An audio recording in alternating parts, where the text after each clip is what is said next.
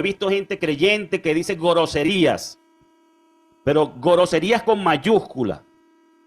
Gente que ofende con palabras demasiado fuertes para lo que es la forma de vida o la forma de hablar que debe ser de acuerdo o digno del llamamiento que hemos recibido.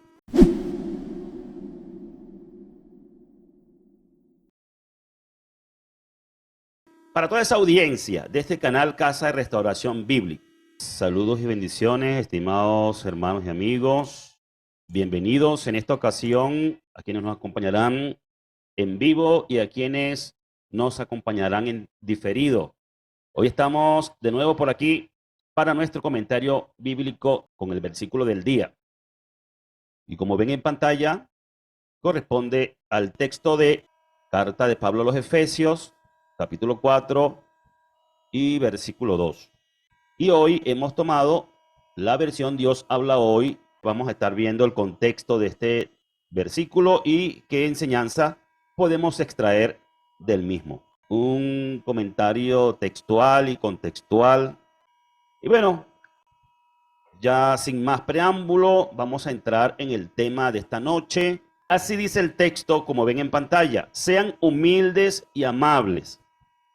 Tengan paciencia y sopórtense unos a otros con amor. Amén.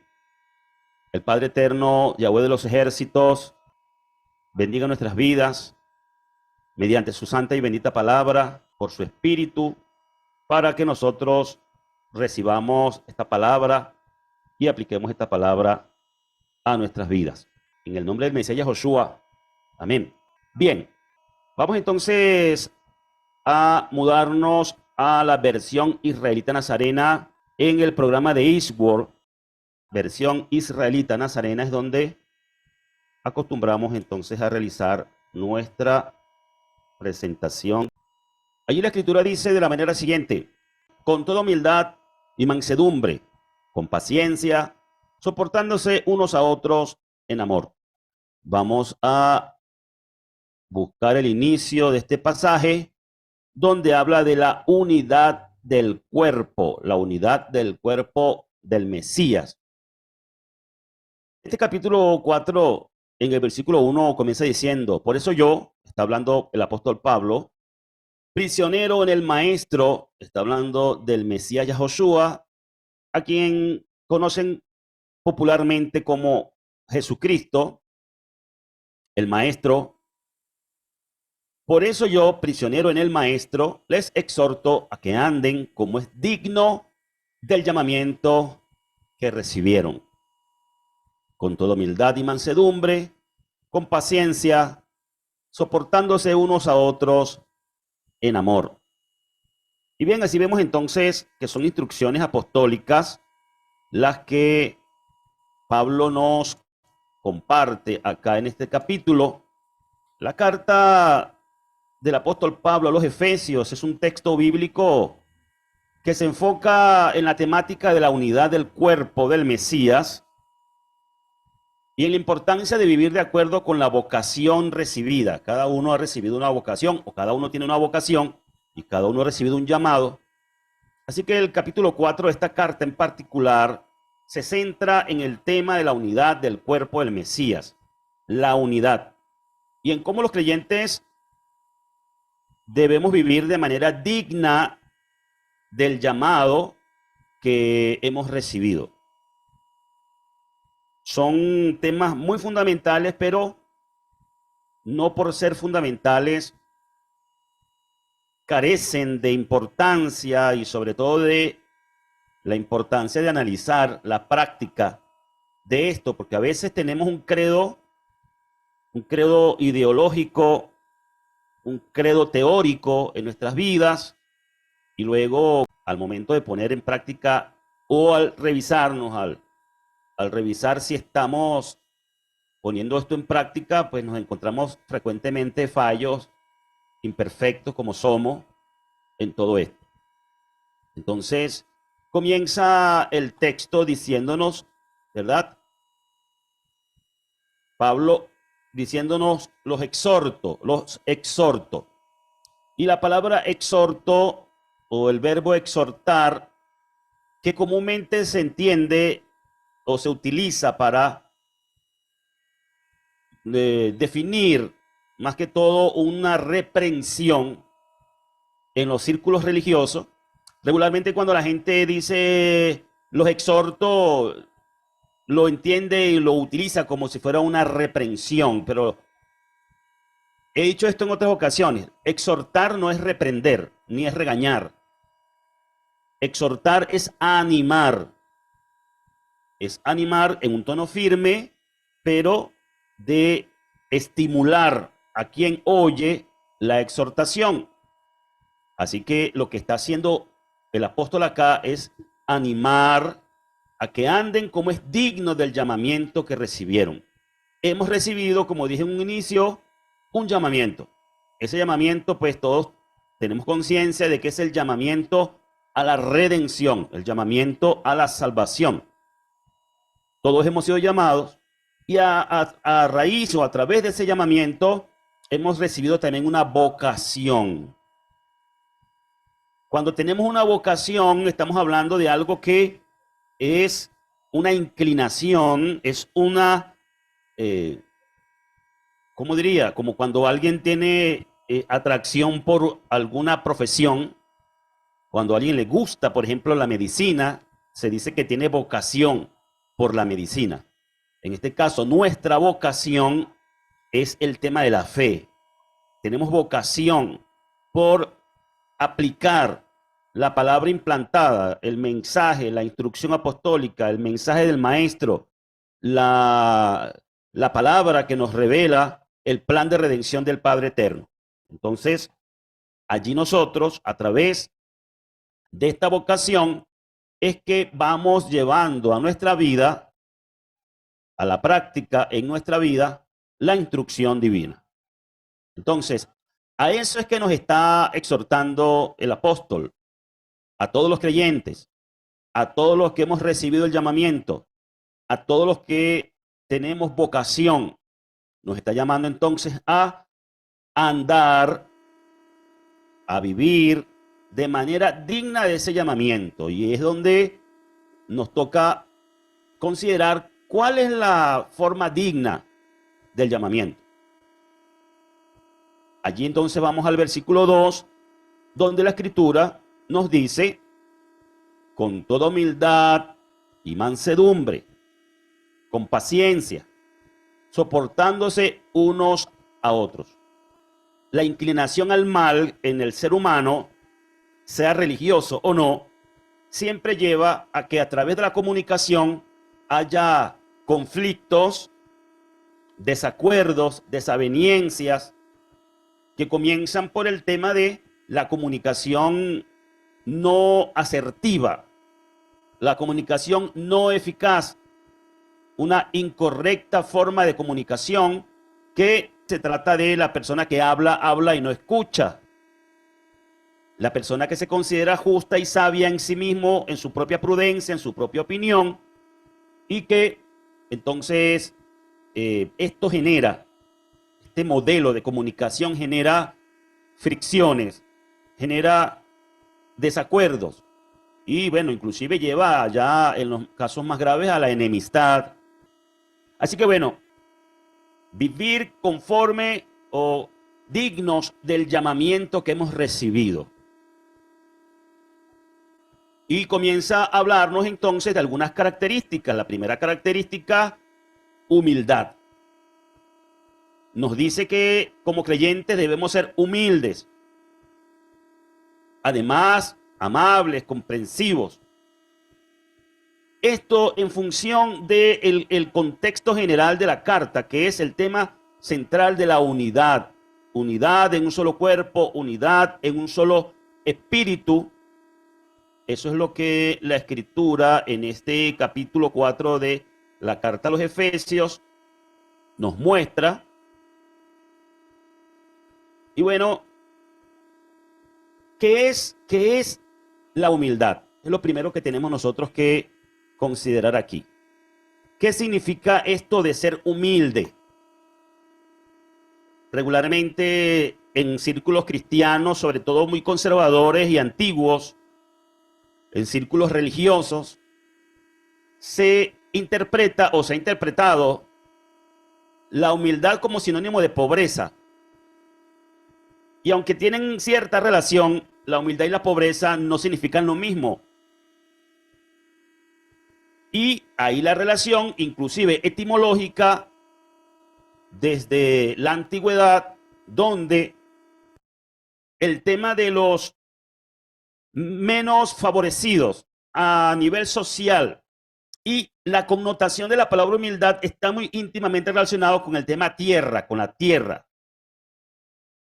¿Sí? Y por eso se desprende de allí una frase muy conocida que es los pobres de la tierra. Entonces, a nivel social, viéndolo desde una perspectiva económica, se puede entonces encontrar una cierta relación entre la palabra humildad y lo que tiene que ver con la pobreza, pero no son sinónimos. Y eso es importante decirlo. En el uso, en la costumbre, se transfirió esto y en el ámbito religioso, pues se absorbió con mucha más fuerza el tema de relacionar o de asimilar o asemejar, más bien lo que quiero decir, la pobreza con la humildad. Lo que pasa es que cuando la gente es de escasos recursos, lo que se entiende como pobres a nivel económico o material, no tiene razón por qué ser arrogante, vanaglorioso o soberbio o de qué exaltarse. Cuando la persona pues carece, cuando tiene muchas carencias de muchos recursos, entonces regularmente la persona pues tiende a tener una actitud más humilde. Y eso lo que se entiende es como reconocer sus propias carencias, sus propias debilidades, sus propios errores. Cuando la persona tiene poder adquisitivo, cuando tiene bienes materiales, cuando la persona tiene posesiones, una buena posición económica, regularmente tiende a ser altiva, tiende a ser altanera, tiende a ser vanagloriosa, soberbia. Se siente empoderada porque tiene recursos de los cuales disponer. Entonces, la actitud o las actitudes de las personas que estén en la pobreza o que estén en la riqueza, sí definen lo que tiene que ver con humildad y falta de humildad. Pero la humildad no es simplemente ser pobre.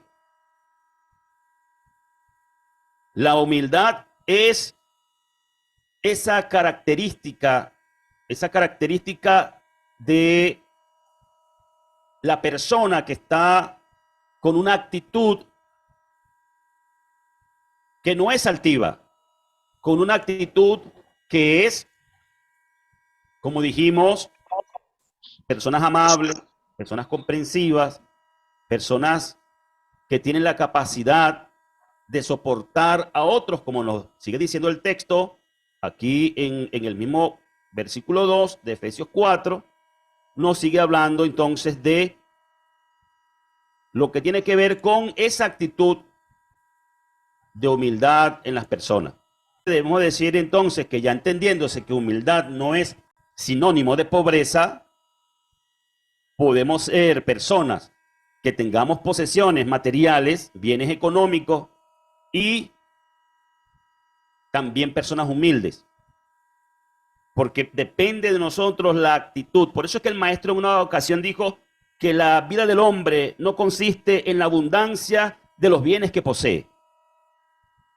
Por eso el maestro puede decir, aprendan de mí que soy manso y humilde de corazón. Porque el maestro decía que no tenía ni dónde recostar su cabeza.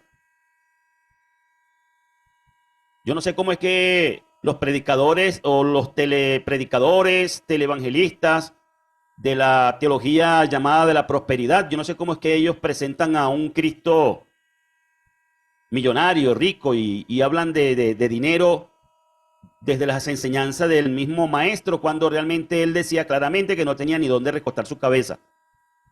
El Mesías Yeshua, Hamashiach, al que conocen los cristianos como Jesucristo, anduvo por esta tierra, por la tierra de Israel literalmente, entregado a un ministerio, a un llamamiento, a un servicio a Yahweh, totalmente desprovisto de riquezas y de bienes materiales, porque su vocación, volviendo a tomar la palabra vocación, estaba en ese sentido.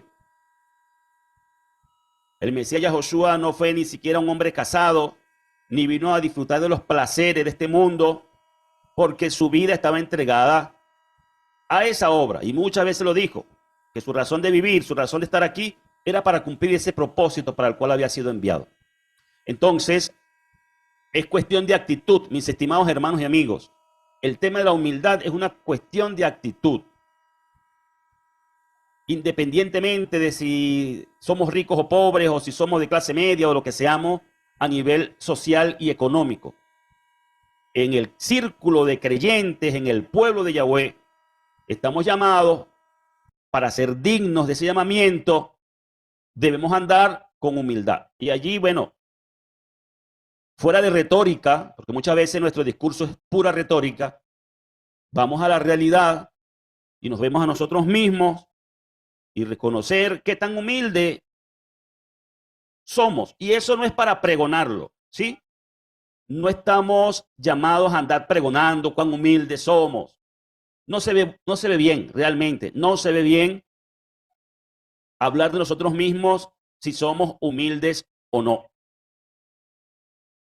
Así que, con toda humildad, es la forma digna del llamamiento en el que nosotros debemos andar. ¿Cómo se entiende? Pues sencillamente que no seamos altaneros, que no seamos soberbios, que no seamos altivos, que no seamos arrogantes. Ese tipo de características que existe en muchas personas, aún siendo religiosas, por distintas razones y que tienen que ver mucho con la personalidad, con la ideología, con el pensamiento, con lo que la persona tiene, y siempre está relacionado con los bienes o las posesiones que pueda tener. Por eso es que la Escritura habla tanto acerca de los ricos y los pobres en cuanto a las instrucciones apostólicas para que hubiese esa igualdad. Y luego de humildad, aquí nos habla de mansedumbre. Y ya la mansedumbre nos habla de carácter. Humildad nos habla de cualidad y de actitud. Mansedumbre nos habla de carácter. Estamos llamados para ser dignos o para vivir de forma digna al llamamiento que hemos recibido. Estamos llamados a ser mansos. El maestro lo dijo, vuelvo y repito, aprendan de mí que soy manso. ¿Y cómo podemos ver que el maestro fue manso? ¿Cómo entendemos? ¿De qué manera el maestro nos da el modelo, el ejemplo de ser manso? Que el maestro fue durante toda su vida y su ministerio perseguido, bueno, sobre todo durante su ministerio, perseguido por los líderes religiosos, fue acusado falsamente de muchas cosas, atentaron en varias ocasiones contra su vida hasta que por fin se cumplió el tiempo en que el Padre permitió que lo tomaran preso y lo mataran, lo asesinaran. Entonces, incluso la Escritura nos muestra que cuando lo golpeaban, cuando lo insultaban, él no respondía con insulto, él no respondía con maldición. Lo más que podemos ver en las Escrituras con relación a la forma de respuesta del maestro cuando recibía toda esta afrenta era preguntar, ¿por qué me golpeas? Por ejemplo. Pero nunca devolvió un golpe, nunca devolvió un insulto. Eso es lo que entendemos entonces como mansedumbre. No es ese tipo de creyentes que insulta. No es ese tipo de creyente que pierde el control y entonces agrede verbalmente a otro. No es ese tipo de creyente que maldice al otro. Porque maldecir no es solamente expresar la frase maldito seas o maldita seas. La maldición que sale de nuestra boca es toda clase de mal que hablamos de otro o que proferimos hacia otro. incluyendo todo mal deseo que tengamos en la boca y en el corazón, porque de la abundancia del corazón habla la boca. Entonces, la mansedumbre tiene que ver con eso.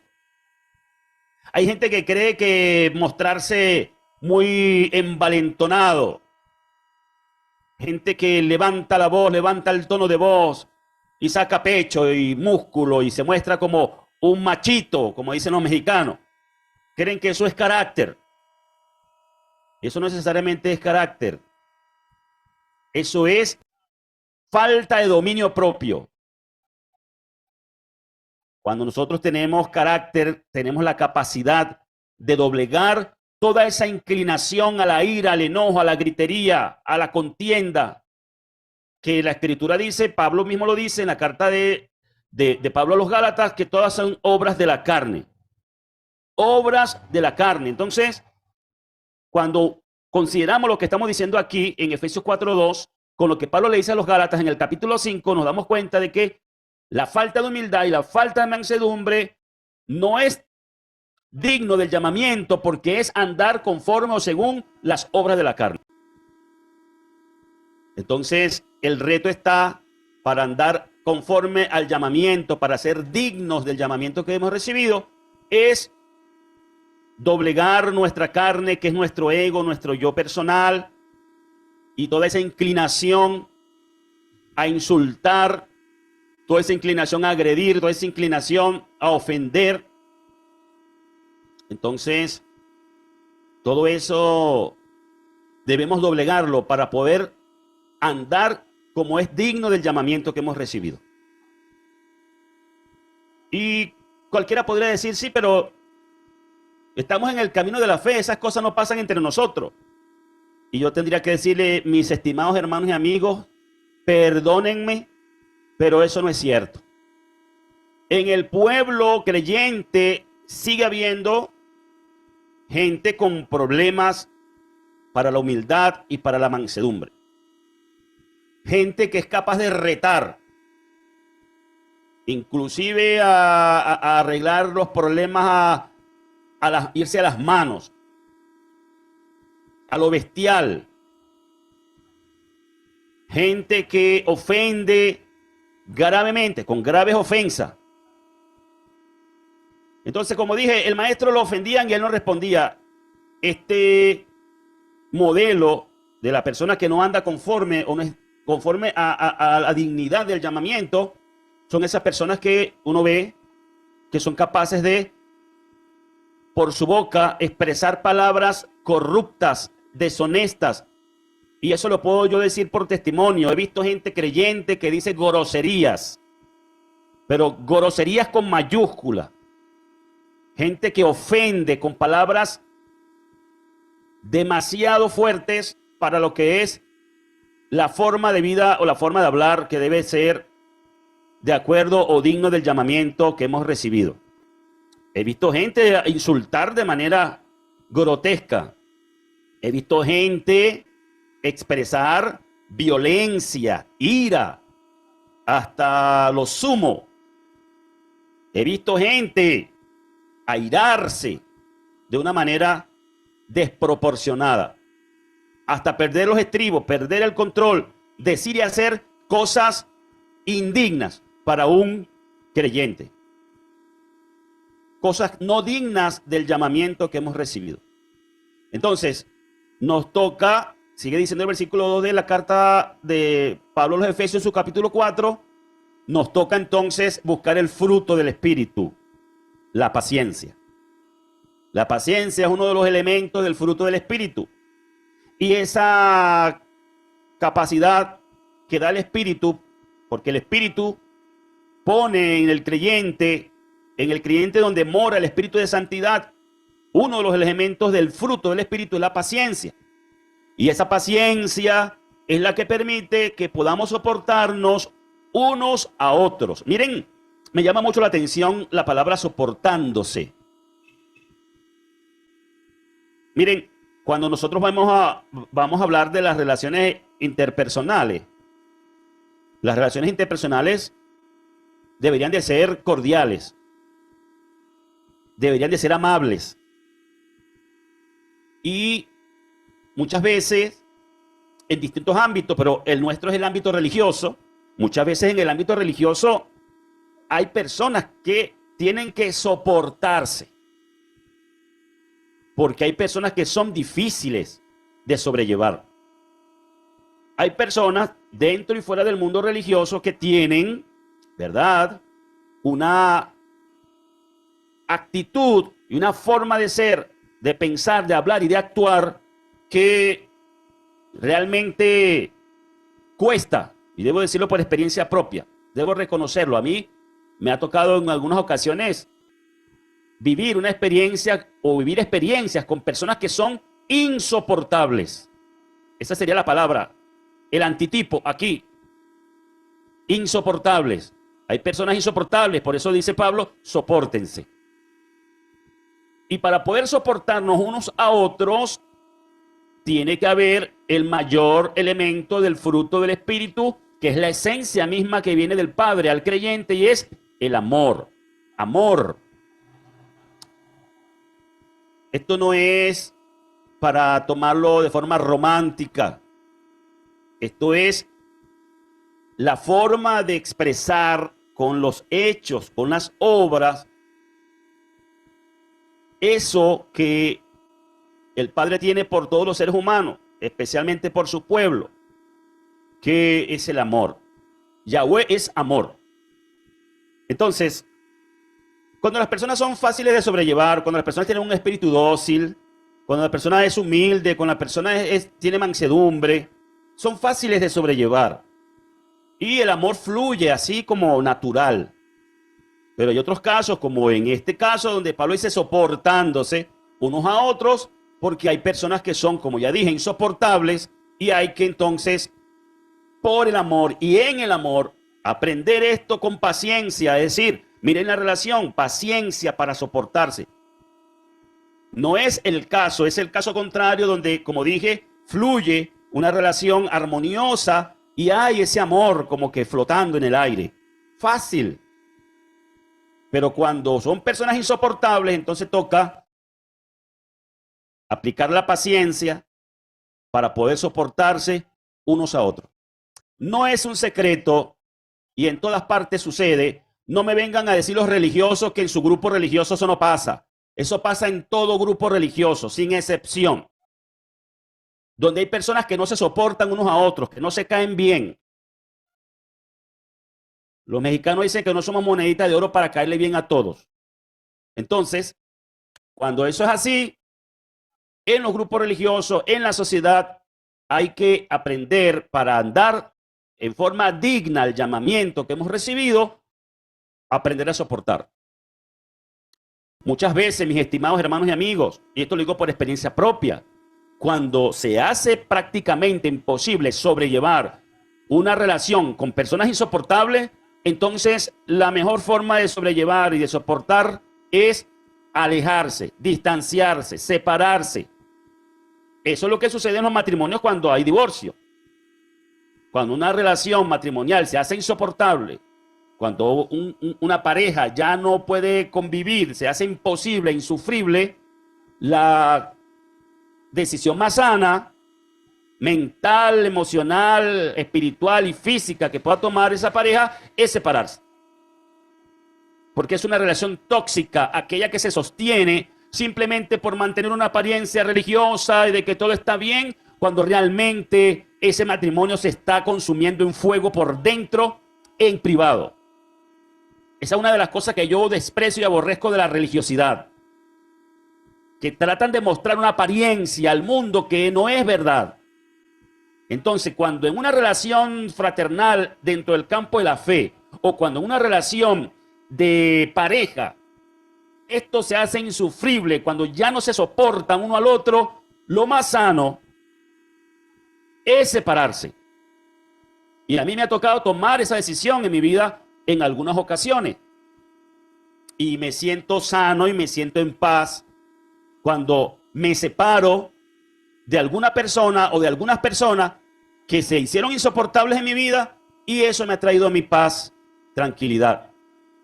Porque lo importante es que el amor del que se habla acá nos haga tener un corazón limpio de rencor, de ira, de enojo, de resentimiento, que al distanciar esa relación, al romper la cercanía en una relación tóxica, entonces las aguas vuelven a su nivel, se calman las aguas y cada uno sigue su camino en paz. Lo que debemos nosotros hacer como hijos de Elohim es tener un corazón y una mente, un pensamiento y una boca libre de todo lo malo que se genera de las fricciones en las relaciones de los seres humanos. En mi caso, debo decir, gracias al Padre Eterno me ha dado esa capacidad de que haya vivido lo que haya vivido, me hayan hecho lo que me hayan hecho, yo dejo eso atrás para poder mantener un camino libre de piedras y de tropiezos y para tener una mente y un corazón sano de todo aquello. Así que el amor, la paciencia, esos elementos que son fruto del Espíritu son los que nos ayudan entonces a tener la mansedumbre y la humildad para andar de una manera digna del llamamiento que hemos recibido. Y ya para concluir, nos dice el versículo 3, procurando con diligencia guardar la unidad del Espíritu en el vínculo de la paz. Lo que acabo de decir, mantenernos en paz. Todo esto nos va a llevar y debemos procurarlo con diligencia. Aquí quiero resaltar esta frase o esta instrucción apostólica del versículo 3 que dice, procurando con diligencia. Procurar con diligencia guardar la unidad del Espíritu. Y fíjense, la unidad del Espíritu no significa estar reunidos todos en un mismo grupo religioso, porque es que a veces la mentalidad del religioso no capta las realidades de las cosas. Hay gente que cree que para vivir en paz y en unidad la única manera es que todos deben estar dentro de una iglesia, todos deben de estar dentro de una sinagoga, todos deben estar dentro de una congregación, todos deben estar dentro de una misma casa. No, la unidad es del Espíritu, es espiritual, es tener tu mente y tu corazón libre de todo resentimiento, odio hacia las personas que profesan la misma fe que nosotros, o sea, los hermanos en la fe. Eso es unidad del Espíritu y es el vínculo de la paz, que finalmente la paz es otro de los elementos que son fruto del Espíritu de santidad que nos ha sido dado. Entonces procuremos con diligencia, comenzando por mí. Este mensaje es primeramente para mí. Procuremos con diligencia la unidad del Espíritu y el vínculo de la paz. Bendito sea el nombre de Yahweh, que por medio de su mensajero, en este caso el apóstol Pablo, nos trae por el Espíritu de santidad este mensaje que espero sea de enseñanza y edificación, de reflexión y de exhortación para todos nosotros esta noche. Quiero entonces concluir agradeciendo a todos los que nos acompañan en cada transmisión. Muchas gracias a los que lo hacen en vivo. Muchas gracias a los que lo hacen luego en el horario diferido. Así que mi agradecimiento de corazón para todos los que quizás no seamos una comunidad, estrictamente en el sentido estricto de lo que significa comunidad, pero sí hay una audiencia que acompaña este canal y a esa audiencia mi agradecimiento. Muchas gracias. Ahora pues nos corresponde concluir y vamos entonces a hacerlo agradeciendo a nuestro Padre Eterno por la oportunidad, por la vida y por la ocasión para estar haciendo esta obra. Padre, gracias. En el nombre del Mesías Yahoshua, gracias por tu palabra. Esta palabra es como un espejo, siempre tu palabra es como un espejo, para reflejarnos en ella. En primer lugar, la persona que la habla. Yo como el presentador de esta palabra, soy el primero que está llamado a reflejarme en ese espejo y darme cuenta de mis fallas y mis errores. Si soy capaz de hacerlo, entonces significa que hay humildad. Gracias, Padre, por cada uno de los que oyen. Gracias por cada día que nos brindas y por cada ocasión como esta para estudiar tu palabra. En el nombre del Mesías Yahoshua, gracias. Que podamos continuar llevando adelante esta tarea y esta obra en el nombre del Mashiach, Yahushua. Aleluya, amén. Nos vamos entonces. Este es el Ministerio Yahweh Nazareno, Casa de Restauración. Paz y bendiciones para todos. Nos vemos en la próxima ocasión.